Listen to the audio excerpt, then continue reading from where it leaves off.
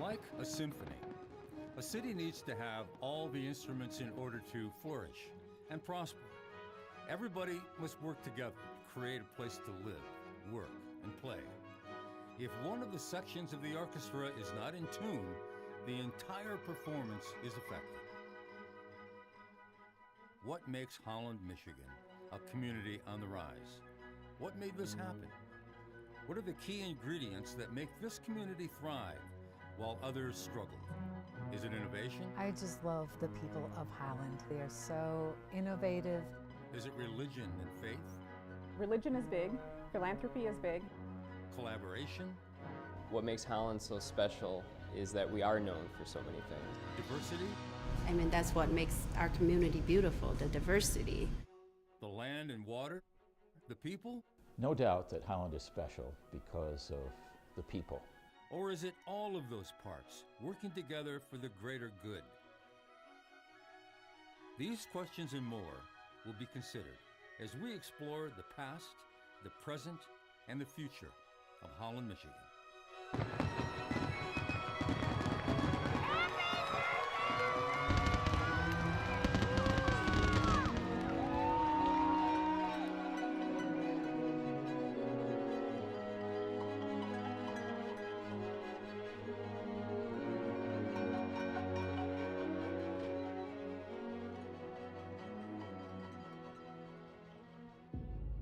Thick forests and brush-tangled swamps greeted a small group of immigrants who arrived near the shores of what we now call Lake Macatawa in 1847. Bands of native people spent a good part of the year in the area making syrup, growing crops, harvesting fish and game. But the area was mostly untouched by Europeans. The Wing Mission, reaching out to Chief Wakazu's Ottawa band of several hundred Native Americans, stood a few miles from the lake. Traders and trappers visited there, but mostly it was undeveloped, much of it swamp. Altogether, it was so unappealing, the governor at the time called it uninhabitable. But these immigrants were a different breed. They were from the Netherlands, where for generations people had worked together to reclaim the land from water, just to survive. Their leader was the Reverend Albertus Van Raalte. He was a pastor, and he was a savvy businessman as well. He saw a chance for his flock of poor farmers to buy cheap forested land that could be harvested and then farmed. He saw a waterway for trade. He saw opportunity. What he couldn't have seen was that 170 years later, his settlement, now called Holland, would be a world-class city with an international industrial base. A tourism and recreation mecca with a solid foundation of educational, religious, and nonprofit institutions. A unique and thriving downtown where, in the winter, the snow melted away from the streets. A place with a 40-year energy plan, second to none in the nation.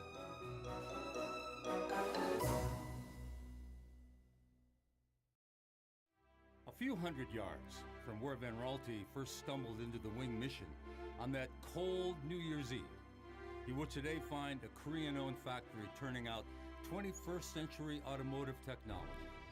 Near the river, where he envisioned sailing ships, he would find a cutting-edge, energy-efficient power plant. But what he also could not have seen was that his people would die by the dozens from disease during the first few years. That in a few decades, the blooming community would be leveled by fire. Or that to get ships to the town, people would actually have to clear sandbars by hand. But adversity was not new to any of them. They dug down and rebuilt. And today, Holland is a national model for a thriving downtown. A downtown that outsmarted the 1990s suburbanization of America. with a unique vision inspired by a public and private partnership, the kind of partnership that has fostered Holland's success and is modeled after the community cooperation developed centuries before as the Dutch fought back the sea.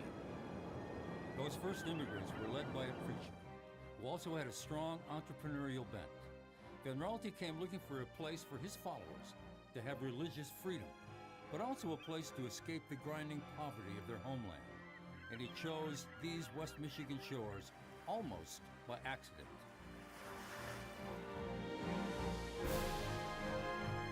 The fact is, in the cold of that December of 1846, Van Raalte was actually headed west to seek land in Wisconsin or maybe Iowa.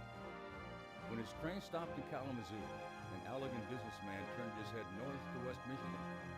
A native guide led Van Raalte and the businessman on a snowy sleigh ride that ended at that Odawa Mission settlement. Then he struggled to reach a decision. Pray fervently and earnestly for the Lord's leading in this matter. A great deal depends on our choice. Van Raalte consulted government officials, businessmen, and fellow ministers. He saw the lake as a potential harbor to support industry. He saw vast lands, sparsely populated, but near two growing settlements, Allegan and Grand Haven. His people could still be separated, but near enough for others for commerce. Then he decided. I am convinced, more and more, I think that the state of Michigan is the place in which we shall make our home. And the place became Holland, Michigan.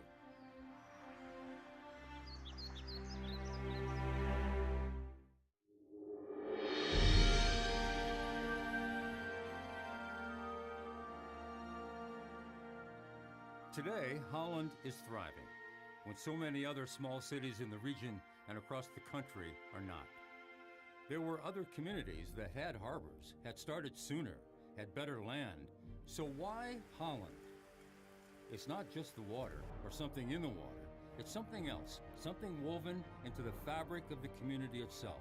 Appreciation of the land and water, a collaborative spirit, a penchant for hard work and innovation, a commitment to philanthropy rooted in deep faith and a diversity of people. This is a story of that community culture, that social and economic framework that began with those first immigrants. Well, obviously it's Dutch culture and many of the values that the original settlers brought here when they immigrated to the United States. It is about our work ethic and our innovative spirit. It is about our traditions of faith that make us a highly philanthropic community and giving back and being engaged. It is our sense of family. It is the way we collaborate with business, government, and nonprofits working together. It is the way we celebrate our diversity, make us great. It's our setting in this beautiful natural environment and our sense of stewardship of taking care of that environment. Historian Elton Bruins says those values were tested and tempered by the hard times in the settlers' homeland and after they arrived in their new colony. It was really a special people. They had the tenacity and the determination that they were going to make this their home. And as a result, they paid a heavy price for it. They had to, start from scratch.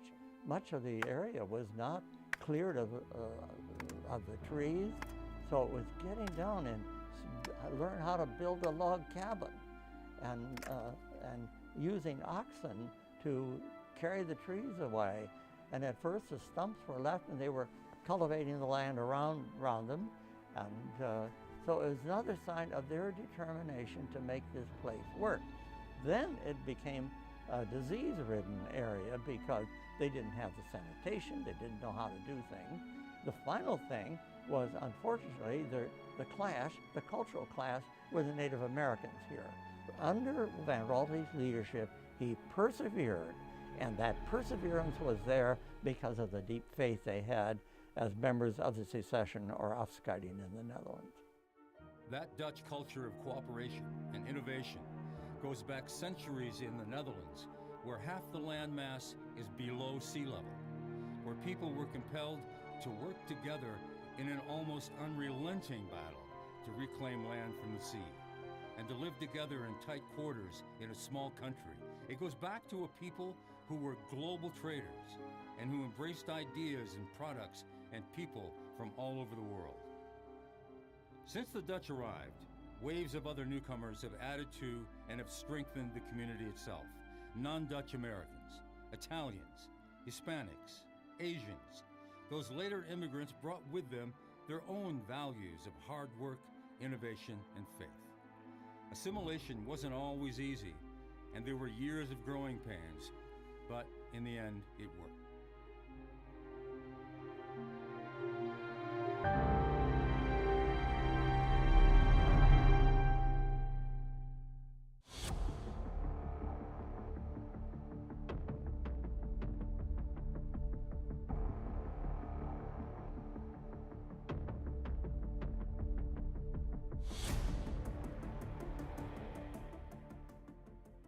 Today, Holland is a national leader with its community energy plan, with a shining symbol of a new, clean, and efficient gas-fired power plant.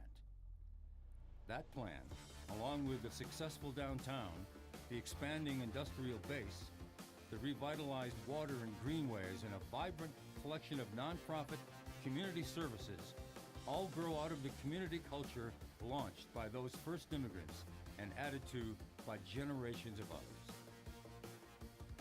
This is a story about land and water, people working together, entrepreneurial innovation, philanthropy, faith, diversity.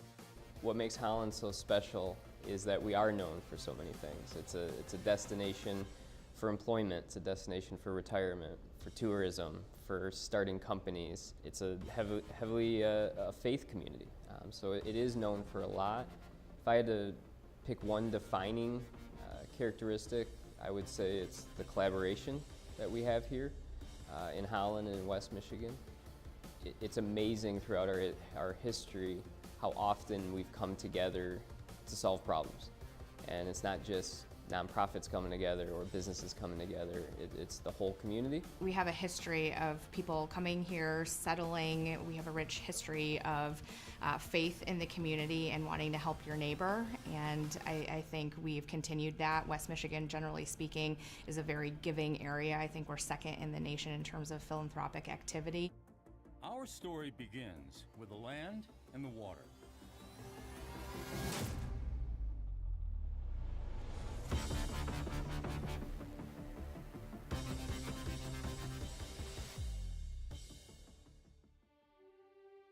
Sarah Simmons is a horticulturalist on Windmill Island, and she is a descendant of Albertus Venralti, who chose this region for settlement.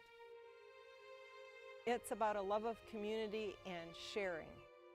We have been entered in America in Bloom for 6 years. We got the tidiest city in America the very first year in 2011 that we entered. And the Netherlands picked that up and said, hey, the Dutch-Michigan town of Holland won on tidy. Is that a surprise? Windmill Island is a city park that celebrates the heritage of those first settlers. The park features an authentic 240-year-old Dutch windmill. It is the last old windmill allowed to leave the Netherlands, permission granted in recognition of Holland's support of the Dutch during that awful war.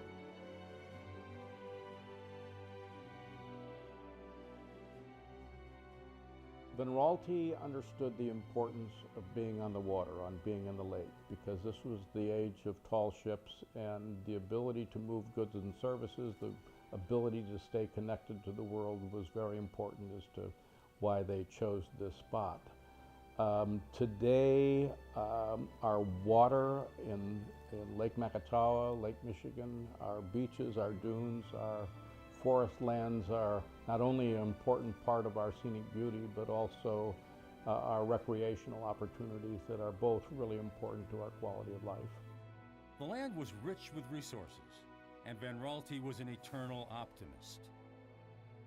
I am here near the great inland waterway of America.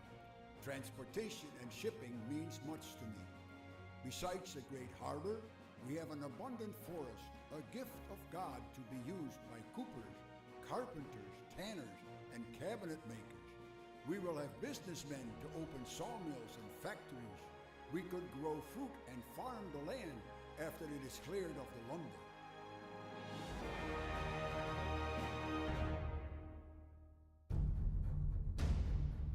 Before the Dutch arrived, the waterways and rich forests were home to the native people of the Ottawa tribe.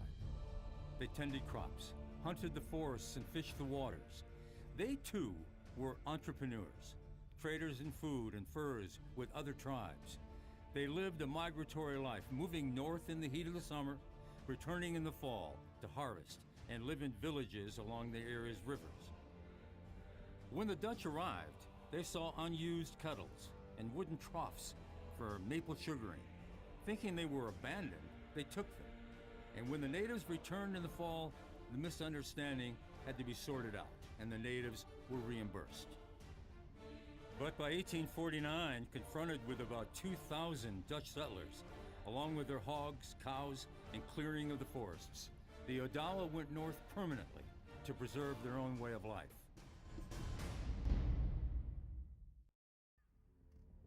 A geography formed from massive geological shifts eons ago supported an economic boom from the beginning of the settlement. Water, wood, sand, muck fields all helped shape some of the signature industries of the area and also defined the community as a place for recreation. Travis Williams heads an organization dedicated to protecting and preserving the area's natural features. He points out the waterways are no less important today than when the settlers first came. Holland has been built on the idea of being a natural place. That's what drew people to come here. A great wooded forests and the water and the natural landscape is what attracted people here. So today I think it still carries that same tone and that same importance. It's the fact that there's green space and there's forests and there's trails and there's water and there's Lake Michigan. That's what makes people want to be here. And when that is in the fabric of your community and it's woven into everything you do, it makes it a pretty special place. The thing that makes Holland area in general unique and I think different from a lot of places is the fact that the community is built with a really generous mix of developed areas and manufacturing and commercial and industrial businesses, as well as a lot of natural areas and a lot of green space, and Lake Michigan and Lake Macatawa and the Macatawa River running through the community. Those natural parts and pieces being woven into the fabric of a really successful entrepreneurial business-minded community makes it a really unique place where there's investment of dollars and money and places for people to live, but also places for people to play. When you think about the importance of a lake and a river system to a community, you start to have to look at what things draw talent to the community. You have to start looking at what things create the quality of life for people to live in a community. And that's what really is important to us as an organization. So we view the protection of our river system and of our lake, Lake Macatawa, as really fundamentally important to having a healthy, vibrant community. In order to attract the best high-quality talent, you have to have the best high-quality environment to have those people want to come and live there. So when we look at our lake and we look at our river, we say, hey, if we don't have a really high-quality environment that these people can come and interact in and go to the lake and do recreation out in and to take hikes along, we're not going to be able to attract those folks to our community. We love being on the water, but I think one of the fascinating things is that water in this world is going to be the new gold. Water might be future gold, but it's also provided substantial incomes in decades past, supporting tourism as well as trade. Tourism has been a real driving force, I think, in the success and the overall health of our community. We have, well over 1 million people a year that visit the greater Holland area from a tourism standpoint. A major draw of that is Lake Michigan and Holland State Park. And without that, I think it would change the way our community operated. When I work at the Visitors Bureau, how many people are just in for a weekend or a day and they say, we're thinking of retiring here. Going right along with some of the different magazines that Holland is one of the top places to retire. We feel that this community is a wonderful place to live, and we want to do our part to keep it that way. 4 decades after the settlers arrived, the first resort hotel was built near Lake Michigan. More followed, attracting summer guests by steamer and train and Chicago, Milwaukee, and as far west as St. Louis, as well as from all over the state of Michigan. The massive George Getz Lakewood Farms and Zoo north of Lake Maketaw, the sprawling Ottawa Hotel on the channel's north side, and the popular Maketaw Park Resort south of the channel attracted thousands of people every summer for decades.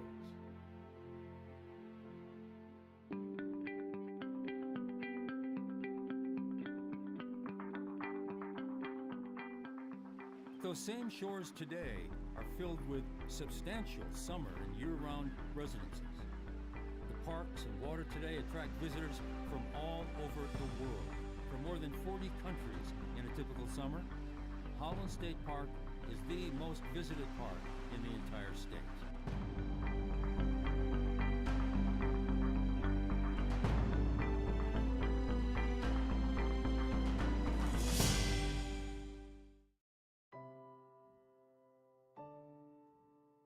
When Gordon Van Wylen arrived from the University of Michigan to become president of Hope College in 1972, he noticed a difference in the community. There wasn't the same kind of animosity and divisiveness he saw in city government elsewhere. Holland voters, he said, typically voted based on who could best run the city. It's that kind of spirit of looking out for each other and longing for a really quality community that seems to permeate the life of this community. The people in Holland have all been working to find what is good for everybody rather than fighting over everything. Collaboration is vital to get our work done. I think as a nonprofit organization, we know that we can't end poverty and homelessness on our own. That is our mission, but we have to have the right partners coming alongside of us. And so working with the municipalities, with the schools, with the churches, other nonprofits and businesses, that's the only way we're going to get that hard work done. Many communities operate in silos where the business community and the government and the nonprofits kind of see themselves as problems. And in this community, our leaders work together. We each have our role, and we understand that we each have to play our role in terms of making the community stronger. So there's an era of collaboration that occurs here. There's a spirit of collaboration in Holland that Van Wylen traces to Dutch Reformed theology that says everything is in God's hands. And he says a concept like loving your neighbor as yourself makes a huge difference in how the town operates. That sense of cooperation was evident from the very beginning. The most dramatic example was the repeated effort to deepen the channel to Lake Michigan, to let in bigger boats, and to have more commerce. It also reflected Van Raalte's business sense. He was really two people. One, the minister, that was his job number one, but he had the sense that if the colony was going to succeed, it had to develop economically. And the lifeline to Holland was that channel area, which was very shallow. As early as 1847, settlers tried to deepen the natural sand-clogged outlet between Lake Maketaw and Lake Michigan. In the fall of 1857, merchants and other residents actually shouldered picks and shovels and dug it themselves. It was an exercise in futility, though. The sand just washed back in. Finally, in 1866, after years of lobbying by people like Van Raalte and other civic leaders, the federal government began work on the permanent channel and breakwaters. It is impossible to estimate the value of our ships, fisheries, mills, factories, and fruit farms. We possess shipping lines and railway communication. In truth, God has wrought great things for us. Van Raalte's vision was realized. Hundreds of tons and more than $1 million worth of lumber, cedar shingles, and other products were shipped out during the first decade alone to help build cities like Chicago, while food and trade goods were imported. Another test of the resolve of the settlers was a true crucible of fire. The summer of 1871 was hot, dry, and windy. In October, fires broke out all across the upper Midwest. Some killed hundreds of people. The Windy City was devastated by what became known as the Great Chicago Fire. And in Holland, on Sunday, October 8, 1871, at about 3 in the afternoon, flames ripped through the city, driven by strong west winds.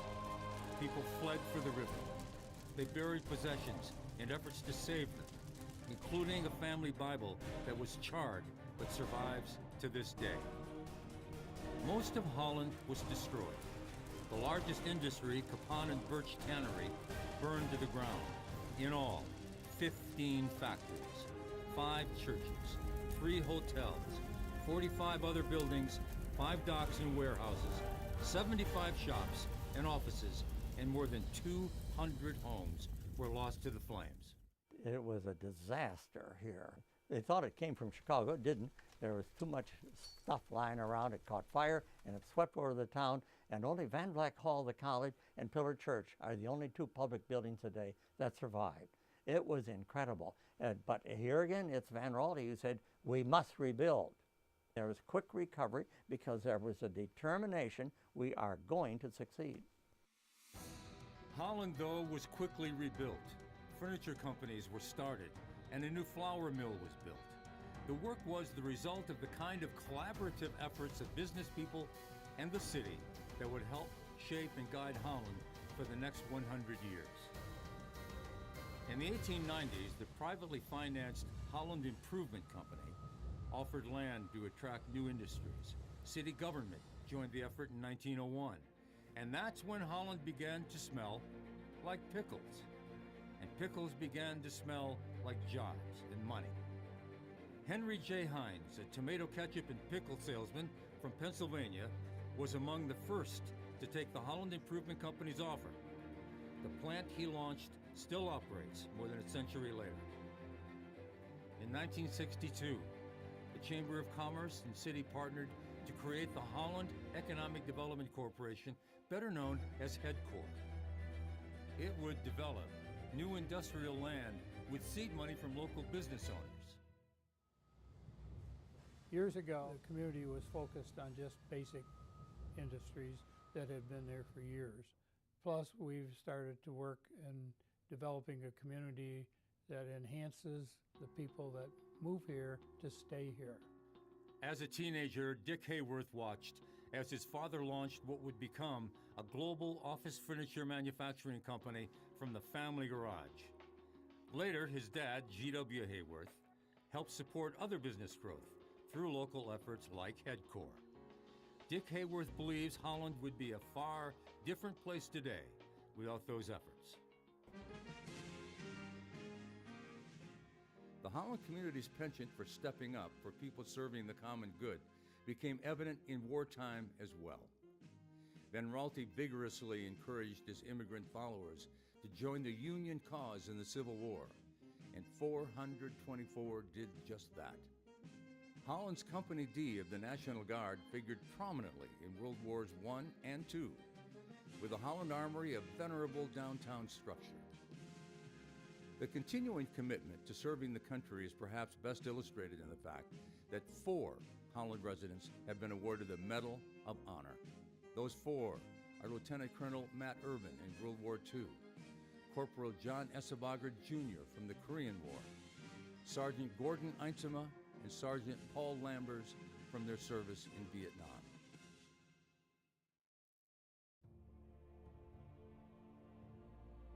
Past and present, the spirit of working together for a greater good is particularly evident in Holland and the nonprofit sector. Patrick Sisler leads the Lakeshore Nonprofit Alliance, a group of more than 100 organizations. We are willing to talk to one another despite the challenge, despite the political view, or despite the discrepancies in a faith or secular issue. We're willing to come to the table, we're willing to discuss hard topics, and more often than not, we come up with good solutions. Public-private cooperation was the major factor in shaping Holland's downtown, a downtown that flourished when small cities all across the country were left with empty storefronts.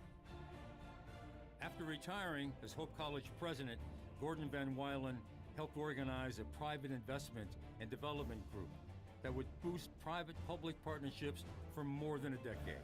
Hand in hand with that came the work of Elsa Prince Brookhuizen and her late husband, Edgar Prince, a highly successful industrialist. The couple was heavily involved in two important ways: in buying and renovating distressed properties, and in convincing the city to invest in its now famous underground snowmelt system for streets and sidewalks. When the stores downtown were boarding up, I said to Ed, what is this going to look like when we have a tulip festival and the stores are going to be boarded up? Well, his favorite saying to me was, well, what are you going to do about it? And that led from one thing to another. The historic Tower Clock building was their second project. The building had been for sale and in disrepair for many years. We waited to see if somebody else would, come on board, and it didn't happen. So we bought it, had no idea what we were going to do with it. The couple went on to buy and renovate more than 70 downtown buildings. Elsa Brookhuizen continued to be involved in the smallest details. She says because it's fun and because Holland is her hometown. If you're looking for the bottom line only, you wouldn't do that. You could much better invest in a big corporation or whatever. We did it because we loved Holland. The Princes were also instrumental in bringing the country's largest public snowmelt system to the downtown, promoting the idea and pledging some of the funding. All of that investment came at the same time the city and downtown merchants were overhauling the entire face of the downtown area. They called it streetscape. The downtown area is, I think, one of the attractive pieces of our community.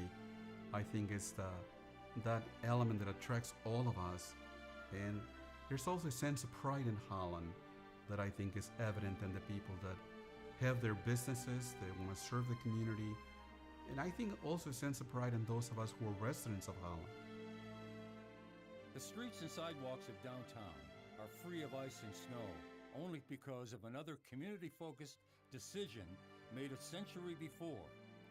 In 1893, the residents of Holland agreed to build and own their own municipal utility.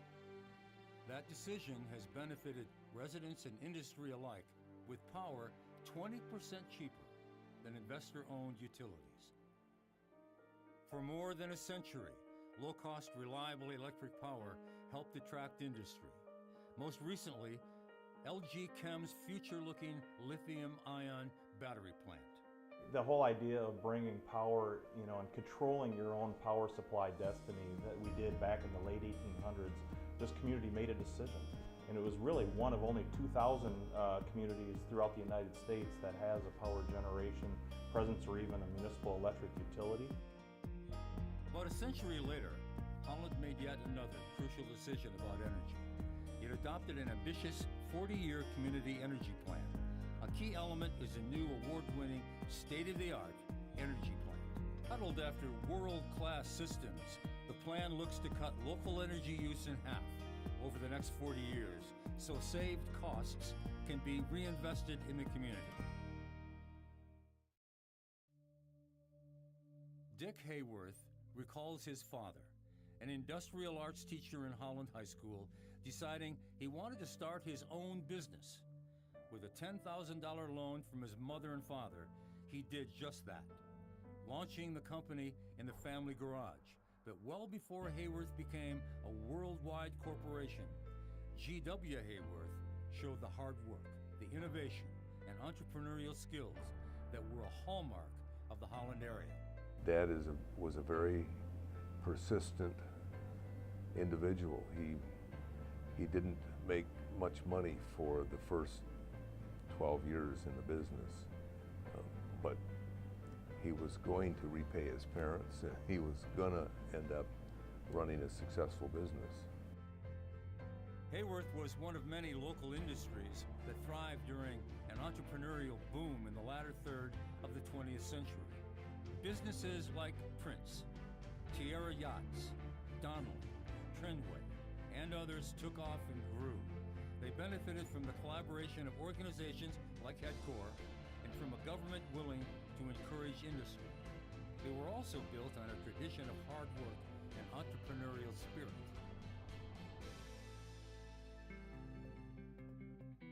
But hard work and entrepreneurial spirit needs direction. And in Holland, the third leg of that stool is innovation. As I recall coming to Hope College in 1972, one thing I was really impressed with was the creativity in the business community. A number of very successful firms had been started by a local person working in a local firm, starting to work in his basement or garage, coming up with some ideas. You had a number of these companies which had really started to thrive. That innovative sense for business goes back to the first days of the colony. Arriving here, Van Raalte understood the need to partner with American business people to provide work and income for his immigrant followers. Attracting business and encouraging entrepreneurs was at the top of Van Raalte's to-do list. I am convinced that you can enter into business here with pleasure and without danger. A business that you could oversee, in which, under God's blessing, you could turn over capital and profit. With greater capital, interest is increased much more, and especially if you can double the capital. Historian Bruins explains the Dutch needed help learning how to do business the American way, and the American investors that Van Raalte solicited did just that.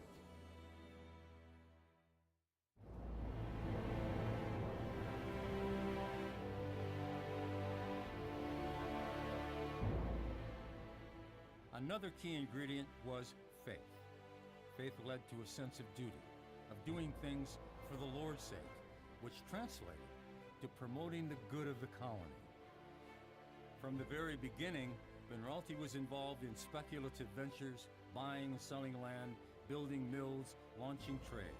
Van Raalte was involved in every bit of it, and he encouraged American and Dutch entrepreneurs who found a lot to like in Holland for the next century and a half. When you establish a colony like the shipping business that developed here after the channel was done, that was part of the picture. How to move the goods out of here. And then eventually, like 1897, Heinz came, and you had other businesses coming in here. And then the furniture factories that began. These entrepreneurs did all kinds of things to make the town economically viable. A supportive city government, a welcoming economic development corporation, low-cost electric utilities, and room to grow in expansive industrial parks with skilled craftsmen to complete any task. Companies would thrive in Holland's fertile ground. Entrepreneurs in the mid and late 1900s would play major roles in making Holland what it is today. There was a cooperative spirit between labor and management. I think business owners here understand that capital deserves a fair return for the risk it takes, but talent also needs a fair return for the contribution that they make to a business. Capital by itself does nothing. It's really people that make the difference. People in this area have a very, very strong work ethic. I think they want to do a good job. They want to go to work on time, and generally speaking, they really want to do first-class work. The Dutch brought with them a knack for innovation, which would play a major role in making Holland what it is today. That was the case with one of Holland's big success stories. In the late 20th century, the Prince Corporation brought a whole new way of thinking to the automotive supply chain. Con Marcus developed products with Ed Prince, including the first lighted vanity mirror for automobiles. I remember when we were developing the visor, it was not uncommon to see him on the second or third shift come out and in his pajamas trying to adjust a machine, the president of the company. Everyone was expected to do their very best. That was an expectation that I think propelled the company to where it was. That's the best part about this community in Holland. The constant development for innovation, the constant challenge to think outside of the box is one of the reasons that inspires our company and the team that I have. We see the changes and we appreciate that. For new business coming in, this is a great opportunity for you to build your business because of all the new innovations moving forward. Subsequent waves of newcomers have brought their own traditions of hard work and innovation. Ed Amaya arrived in Holland at the age of 2, the son of migrant workers. Today he runs a successful manufacturing business, and he credits the collaboration of bankers, the Chamber of Commerce, and others who sat down and shared ideas. When it comes to Holland, the thing I appreciate the most is that it's a community of people who want other people to be successful.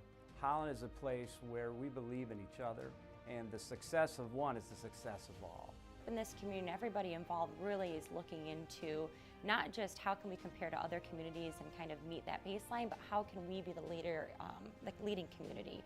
How do we find ways to be innovative so that we're attracting talent and that we're kind of leading the charge in a lot of different ways? We've got a lot of creative thinkers that help lead that charge. I hope we raise all kinds of entrepreneurs here that that they will encourage young people to say, step out and try something. You know, go out and look. Don't hide your talents. Don't hide your gifts. But you know, use them. Innovation has just begun. I really think that Holland is just so open for and ready for innovation explosions. Homegrown businesses have a lasting impact on the city. Successful entrepreneurs and innovators feed back into a community's success.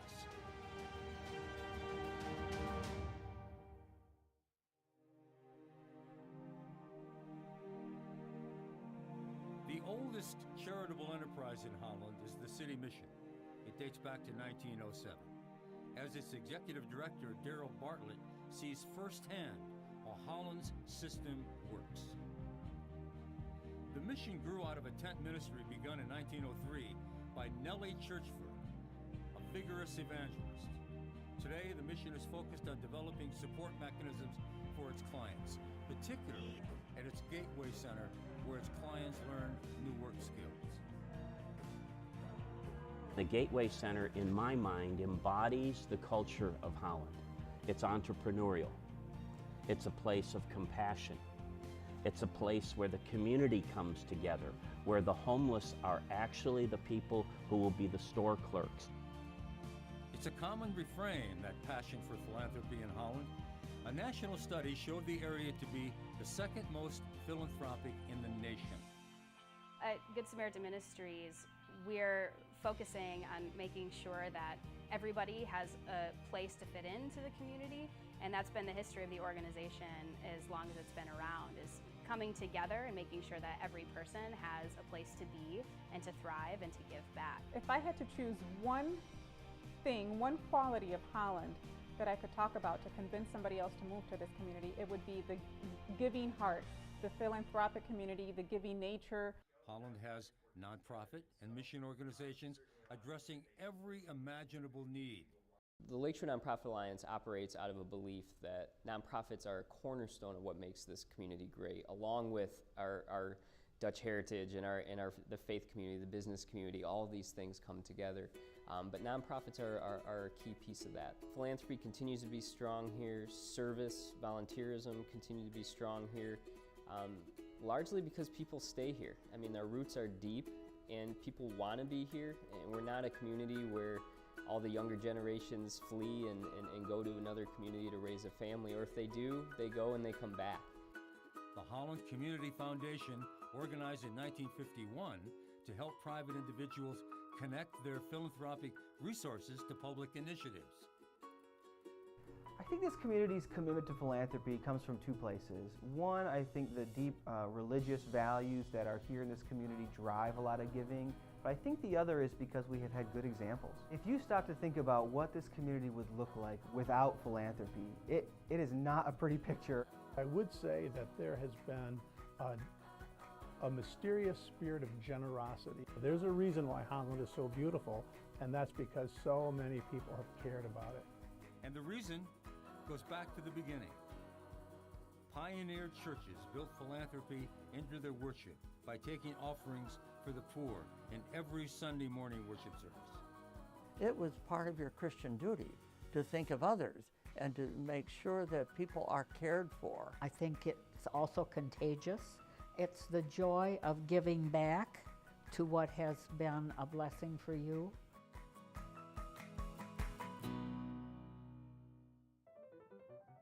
Musician Andrew Lee came home to Holland after studying in New York City. One difference that really stood out to him was Holland's pervasive religious atmosphere. Today, Holland's faith community is a vibrant mix of denominations and cultures. But that religious atmosphere today is very different from the single, shared church community where those first settlers found comfort. Those first settlers faced hunger, disease, and a lot of death in the first years.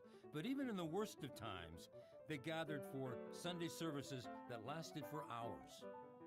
The Dutch Reformed Church was soon joined by Methodist, Episcopal, and later on, Catholic churches.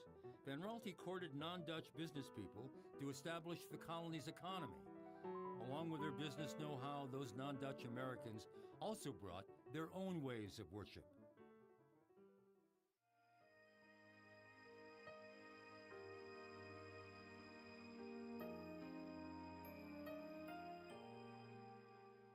Holland residents today worship in megachurches and in close-knit house churches. The original church built by Van Raalte's followers still fills with worshipers each and every Sunday, and new churches have organized and put to use factory buildings and former grocery stores. As Holland has diversified, so has its faith communities. This has made this a rich tapestry in Holland, Michigan. It really has. I think that one of the ingredients that make Holland so strong, particularly the relationship between the Dutch community and the Latino community, is the similarity of values of each community. Well, the centrality of faith in the migrant community is the core value that sustains people. Can you imagine leaving everything behind and all that you have really is faith? That is the one thing that unites us not only to ourselves, but it unites us to a community that I think is a faith community. I think that we all benefit. We drink from the same well, and that well was forged by people of faith and other people who brought deep values to the community. I'm Buddhist, and I live in a community that is strong in Christian. And I know Jesus' children is of all color, and so he loves all his children. Churches approach their roles differently. Some are asking hard questions about how a church can better serve the people.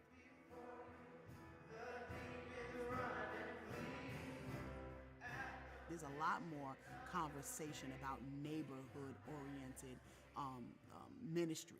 What does it mean to be a neighbor, even if you don't go to church together? But what does it mean to live together? What does it mean to be faithful together? What would our community be like if it was more like heaven? There are a lot of those kind of questions that are swirling around in a lot of neighborhoods that are actually causing people to look around and say, okay, how are we feeling about who's living beside us, and are we touching their life? Maple Avenue Ministries offers children's activities in a changing and challenged part of the city. And then it reaches out to embrace the whole family. Churches are rethinking how and why they do what they do. Well, I think the church has to examine its heart and its motives about why it's actually interested in doing that. And is it for our good? Is it for something that we need to accomplish? Is it for bragging rights? Is it to get a ticket to heaven? Or is it really because we believe that God is at work in communities and apartments and neighborhoods and families and children who come before us? Because if we believe that, then our role is to participate with God. It's not for us to be parents. It's not for us to be overseers. It's not for us to control the dynamics and the elements and the outcomes. But it is for us to be patient and loving and participate in whatever it is God is doing. Hope College, founded in 1866, is one of the key institutions in Holland today. It grew out of the pioneer Christian school begun within 4 years of settlement.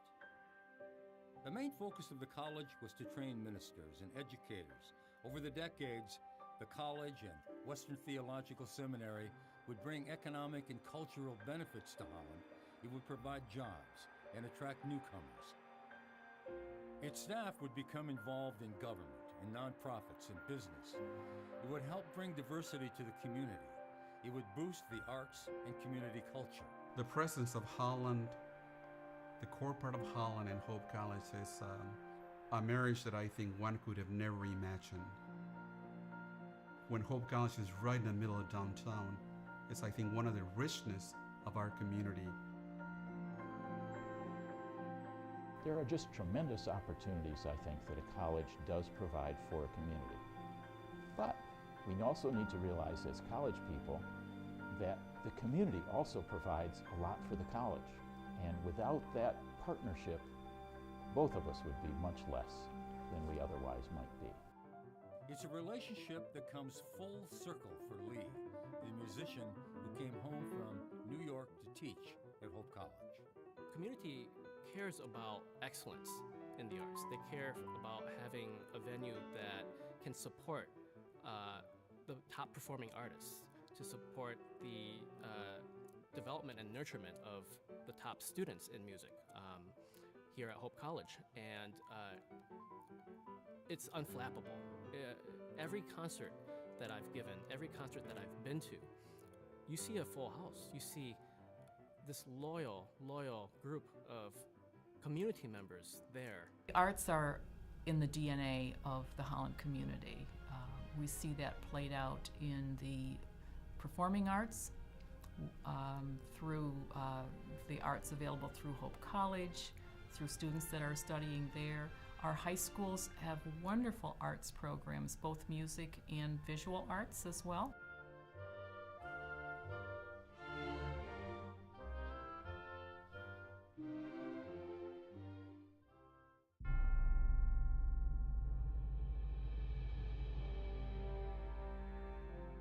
Juanita Bocanegra's first memories of Holland are from her childhood, living in a one-room concrete block migrant camp and seeing snow for the first time. She's an assistant prosecuting attorney for Ottawa County, watching her parents work in the freezing cold of Michigan and the blazing heat of Texas guided her career, knowing that attorneys work inside, where it's warm in winter and cool in the summer.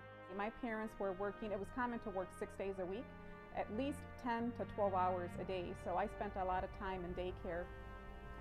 But it's those rich experiences that taught me the value of money, the value of time, the value of love, and I wouldn't trade that for the world. Bocanegra credits the community, particularly 3 teachers who went above and beyond to push her and help her, including one who mailed her math assignments for 4 years when her family moved on to other states.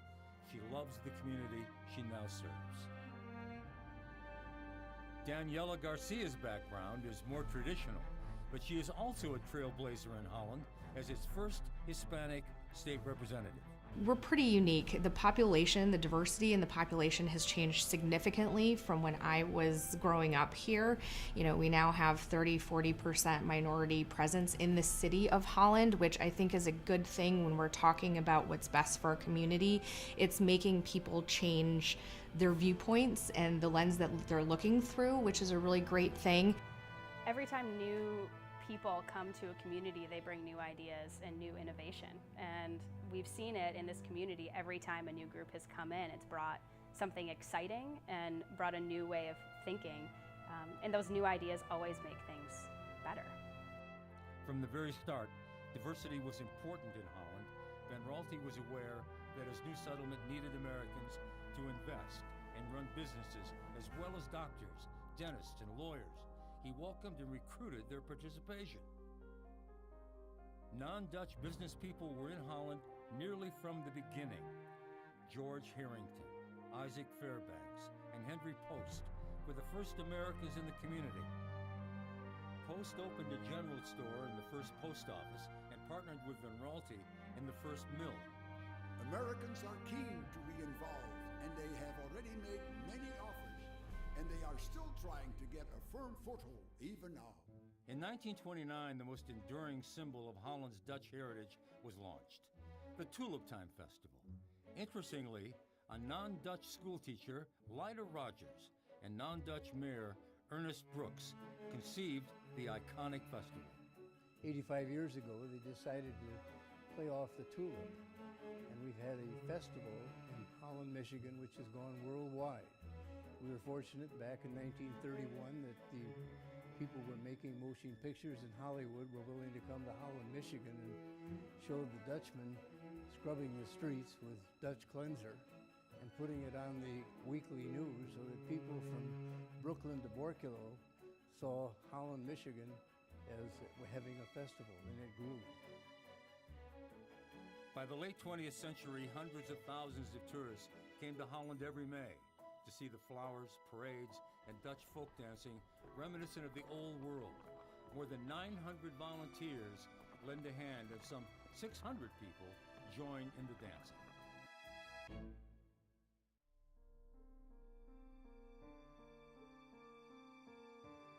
Even if that celebration of all things Dutch gained prominence in the 1950s, Holland was seeing another immigration that would change literally the complexion of the community.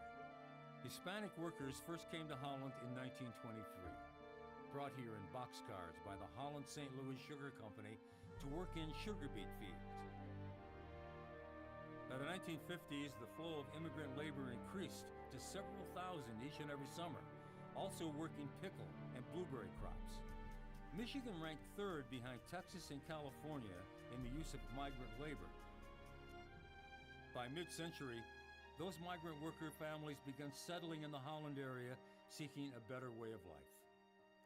Among them was a young Alfredo Gonzalez, who didn't start school until the 8th grade, but would go on to earn a doctorate and become a top administrator at Hope College. Arrival of migrant workers in our community is not unlike the arrival of the early immigrants to our community. The transition between a place that is known, a language that you speak commonly with people, a culture that is your culture, those are things that you sort of leave behind unless you try to duplicate them in your own small community. But the early years for the migrant community were difficult. But I suspect that that was not an unusual experience for those who are immigrants, those who are coming into a community for the very first time. As later generations of Hispanics arrived, the reception improved. Juanita Bocanegra and Edamaya, who came to Holland as children, recalled no significant issues of hostility or discrimination. And not just the Hispanic community, I think the various minorities that live and work in Holland are well accepted in Holland. Growing up in Holland, I can remember back in the days of being a teenager and even earlier than that, just growing up in a neighborhood where it was diverse. I remember having African American friends, Italian, Dutch, we being Hispanic on that block, and just really how community was felt. We had block parties. I just remember being able to go downtown Holland. This is where we would hang out. We just seemed to be accepted. New, young voices are making a difference in Holland's philanthropic community, bringing fresh viewpoints through the Community Foundation's Youth Advisory Council. So the YAC group is it's a group of about 20 students, and we're from the local area schools here, and our job is to make decisions about grant money that we receive on behalf of the Community Foundation. We all come from different schools, and we all come from different communities, like in Holland and Zeeland area, and so we kind of represent like where we're coming from and the problems that we see in like our neighborhood or our school. It means a lot to be able to work with a group of bright individuals who have different backgrounds as me. Another group, the Holland Young Professionals, enhances opportunities in business. Holland Young Professionals was founded out of the book Creative Class, and the idea was making sure that we can attract the talent we need in this community so that we can thrive and create a space for young professionals. So what resources we need for professional development, mentorship, and just socialization. Really building off of the culture that already exists in the community. So we're taking that to that younger crowd. Being a young business professional, especially an outsider coming into Holland area, it's very strategic. I really appreciate the community as it is because of how how everyone works in collaboration, how everyone almost feels like you're being supported in that way. That's one of the reasons I really wanted this company, our company, to kind of, build a foundation here in the Holland area. Younger people yet are plugged in through the Holland Youth Connection. These high school students work on community projects with other students to make Holland, quite simply, a better place. Working with Holland Youth Connections was really fun. It was super rewarding because I'd never worked with kids who are labeled at risk, and so it was really, I think it was a really good experience for me to work with them and for them to work with me. So we do a lot of outside work in the summer, and then hopefully this allows the kids to make connections both with their peers and with their employers. These young people are following a path blazed by a previous generation, by people like Ed Amaya, who became a successful businessman. Back in 2012, we were awarded the Minority Business of the Year award. At that time was the Holland Chamber of Commerce. That for me proved that our community is about the diversity and helping businesses like mine, minority-owned businesses, to be successful. One can never succeed alone. One can succeed only if there is a betterment for the entire community.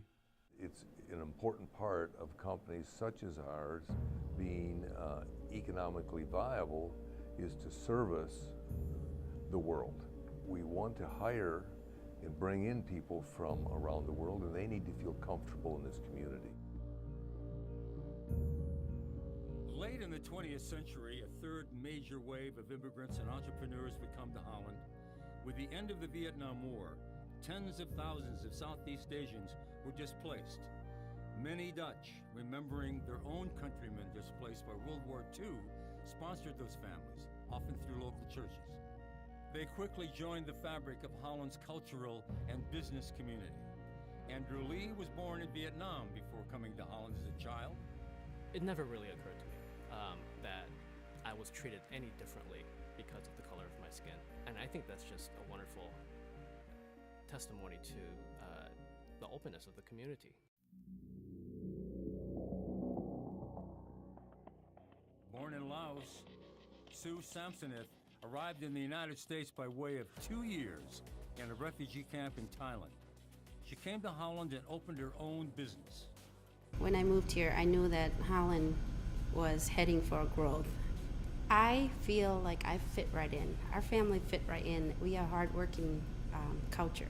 I think we're on the right path of diversity that the community leader had set their mind and their effort on. And I think we've come a long way, and I see a lot more ethnic restaurants, more open to different cultures, different activities, and I see a lot of business coming in, and I think we're on the right path. Today, the past and the present connect. A few hundred yards from where Albertus Van Raalte first stumbled out of the snow on that New Year's Eve in 1846, now stands the LG Chem lithium-ion battery plant. Today, that preacher would see in Holland many faces from different parts of the world. But he also would recognize them. He would recognize them by their values, by their entrepreneurship and innovation, their hard work, their philanthropy and their faith, their love of this place, of land and water. And he would recognize their hopes and dreams for the future. The reason that people really like Holland, and as they come here and create jobs and create families, again, it comes back to the fact that the basic cultures, the core values of Holland as it's grown have stayed the same. Those kind of qualities, tenacity and innovation, are huge ways to embrace the future. If we can continue to work together and talk together, we will find the solutions that make sense in the future. Our community over the next 10 to 20 years, I think, is going to really continue to focus on preserving and protecting that integrity of its natural resources and what makes it unique. I see myself staying in Holland for a very long time. There's work that needs to be done here. Good work. And what I mean by that is continuing to find ways for the arts to cater to the community. My personal hope is that it will remain strong in its spiritual heritage, that it will be kind and friendly and inviting. I would love for myself to take part of the contribution to making this place a better place, better place to live, to grow, and to raise our children. We work so well together that no matter what the shifting landscape is outside, we don't change a whole lot. We know how to work together. We know how to solve problems together.